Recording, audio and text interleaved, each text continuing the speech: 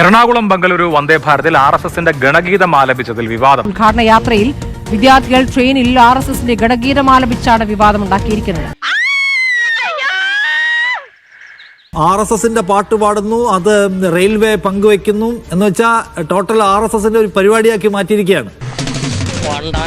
എന്തൊരു ചൊറിച്ചില്.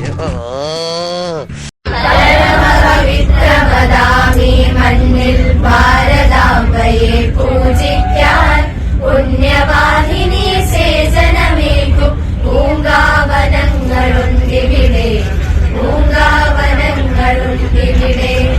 ഇലയും ഇതളും പൂവും മൊട്ടും ഇരുത്തെടുത്ത പിച്ചിടാൻ തലവും വിട്ടുതരും പൂങ്കൊമ്പുകൾ തഴച്ചു വളരുന്നുണ്ടിവിടെ, തഴച്ചു വളരുന്നുണ്ടിവിടെ.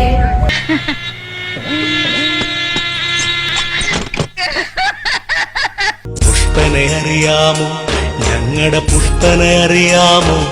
ഇപ്പോൾ വന്ദേ ഭാരതിലെ ഗണഗീതവുമായി ബന്ധപ്പെട്ട വിവാദം ഉയർന്നിരിക്കുകയാണ്. അതിൽ എറണാകുളം സൗത്ത് റെയിൽവേ സ്റ്റേഷനിലേക്ക് ഡിവൈഎഫ്ഐയുടെ മാർച്ച് നടത്തുന്നുണ്ട്. ആ ദൃശ്യങ്ങളിലേക്കാണ് പോകുന്നത്. വലിയ പ്രതിഷേധമാണ് ഇതിനോടകം തന്നെ ഉയർന്നിരിക്കുന്നത്. ഇന്ന് എന്നാ പിന്നെ ഞാൻ മറ്റേടുക്കട്ടെ. മറ്റേത് ഏത്? ഇന്നീ കേരളം ഭരിച്ചിടും പിണറായി വിജയനെന്ന സഖാവിന് 100 കോടി അഭിവാദ്യങ്ങൾ.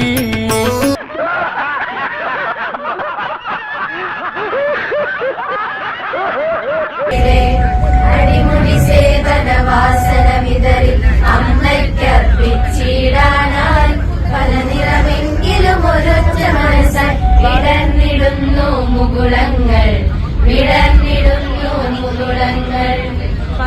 പവിത്രമതാമീ മണ്ണിൽ ഭാരതാംബയെ പൂജിക്കാൻ